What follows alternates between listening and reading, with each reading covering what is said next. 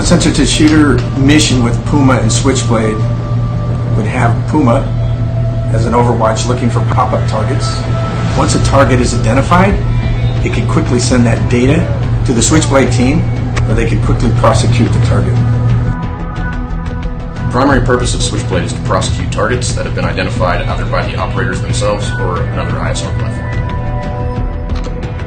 Switchblade's patented wave-off capability could be for a number of reasons, whether the target developed a little bit too much, now there are non-combatants next to the target, or the target went away and the Switchblade operator, he doesn't want to prosecute what's actually in the target area. Switchblade disengage.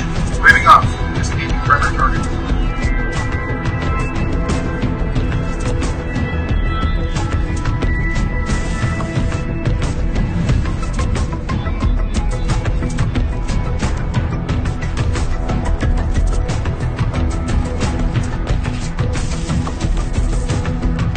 One of the main benefits of sensor-to-shooter is coordinate sharing and the video downlink all packaged into one spot.